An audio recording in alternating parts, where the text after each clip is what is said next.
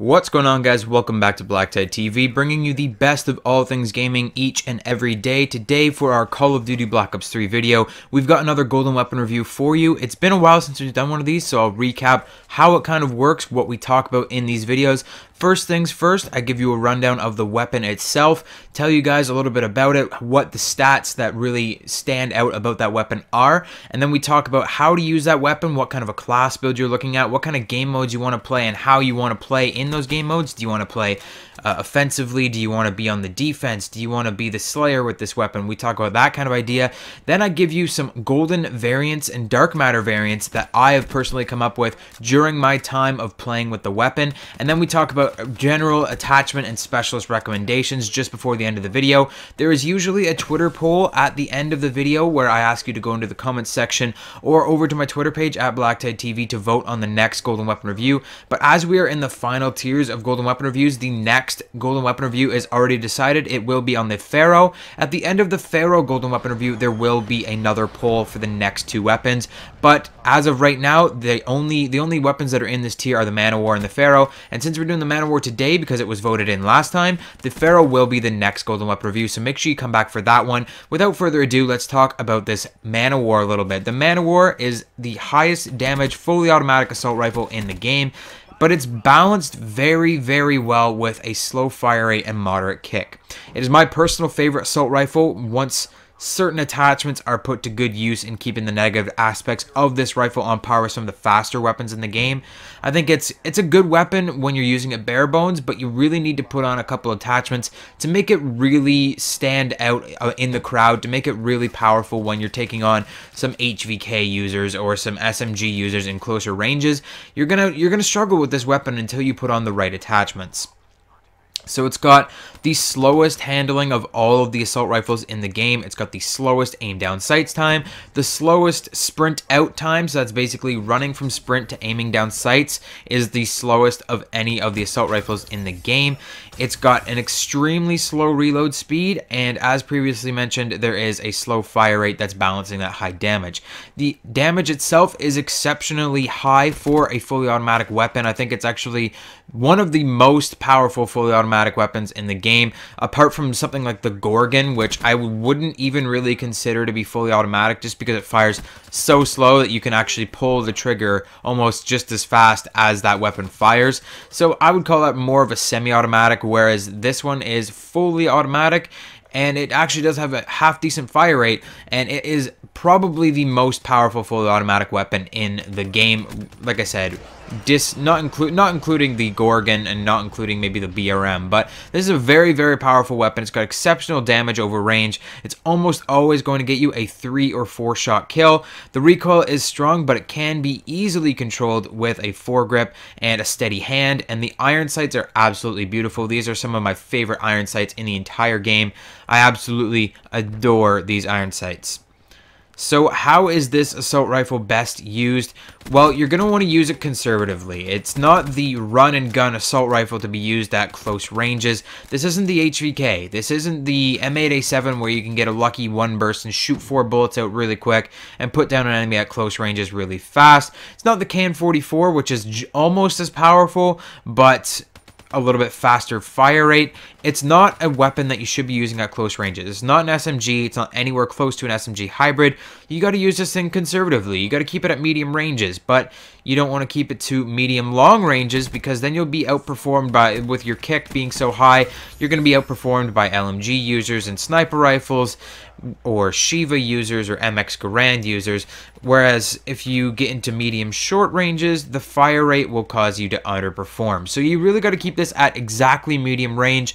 It's going to take some practice. It's a tactical choice of weapon. Using the Man of War, you got to really get used to the controlling the recoil and learning how to reload this weapon for one. I mean, once you get fast mags on there, which I'm going to recommend in a minute, you don't really have to worry about that too much. But if you're not going to use fast mags, you got to know when you have the time to reload this weapon. You got to know how to control the recoil. You got to know the exact perfect distance to engage your enemies at, where you'll be at your best, where you're not going to be underperforming by being too far away or by being too close. You got to find that perfect spot. So obviously, it's practice makes perfect, and it's got a huge payoff for when you get that perfect point of your practicing. What an alliteration. So when you actually get really good with the Man of War, you're going to find that it is going to be a very, very powerful weapon. Once you're familiar with it, there's not much that can outcompete the Man of War. Hitting 3 subsequent shots on your enemies is a lot easier than them having to hit you 4 to 6 times. So when you're at a close enough range, when you're at your optimal engagement ranges, you're just going to be absolutely massacring the other team. All you have to do is hit them with 3 shots. So if you have recoil control, if you know that you're at the right range to get that 3-shot kill, you're going to be blasting through the enemies, having an absolute amazing time with this weapon. So still, you should take your time, even when you are comfortable with this weapon. Take your time, head glitch, use the cover to your advantage. You got to be smart about what targets you engage and what targets you let flee. Don't always shoot at enemies if you see them. Never shoot something that you cannot kill. The Man of War works great in objective modes where you can pin enemies on that objective, or where you can pin them in their spawn.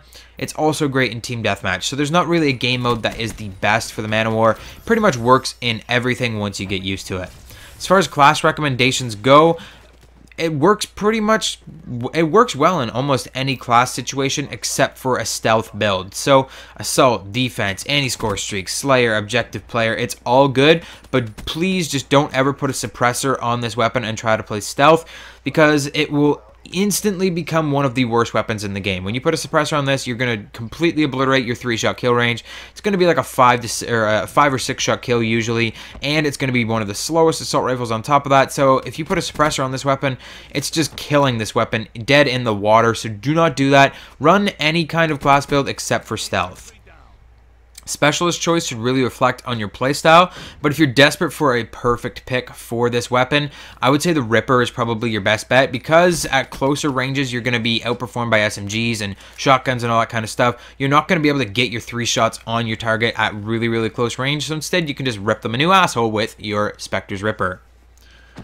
Now, the part you've all been waiting for, the Golden and Dark Matter variant and attachment recommendations. My Golden variant, the Man of War Swashbuckler that you're seeing in today's gameplay, used rapid fire, long barrel, grip, and fast mags. With this variant, I was ruthlessly pursuing those major problems with the gun. So the slow fire rate and reload speed, the high kick, while also giving a little extra oomph with that long barrel. So I was going after the things that were really bad about this weapon, but I've since changed the way that I'm looking at this weapon. I've since changed my viewpoints, and the Dark Matter variant that I have now is a little bit different. So it is using the grip, the quick draw grip, and the fast mags attachments. I've become a little bit more comfortable with the weapon, so instead of using all of these extra attachments for things like increasing the fire rate and all that kind of stuff, I don't really need to do that because I'm more comfortable with the weapon now. I'm okay with how the weapon is, and I've learned how to use it. I know my optimal ranges and stuff, so I don't need to have the rapid fire just in case I get too close. I don't need to have the long barrel just in case I'm too far away.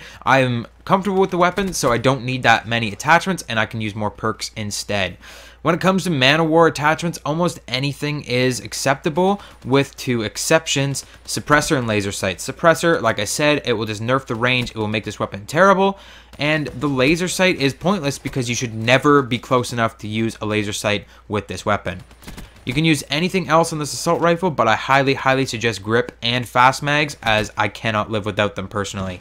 That's it for today's Golden Weapon review, guys. I hope you enjoyed it. The next Golden Weapon review will be on the Pharaoh, and then it's on to the next tier of weapons, so there will be a poll at the end of the Pharaoh video whenever that comes out, probably sometime next week. It might come out this weekend, depending on what you guys want to see. As far as a bonus video for tonight goes, I'll let you know on my Twitter page at BlackTideTV if that's going to happen. My editing software went through a little bit of an update today, so this upload itself is a little bit late as it is, so I don't know if I'm going to have time to go out and get the gameplay for my Elder Scrolls Online video and then go and do the research on what I want to talk about and all that stuff. So I'll let you guys know on my Twitter page at BlackTideTV. Make sure you subscribe, or you follow that page over there. Subscribe if you enjoyed the video, and if you'd like to see more daily gaming goodness, hit the like button if you enjoyed, if you learned anything useful. Comment how you use the Man of War in the comment section down below, and I'll see you guys either tonight or tomorrow. Thanks a lot for watching. See you later.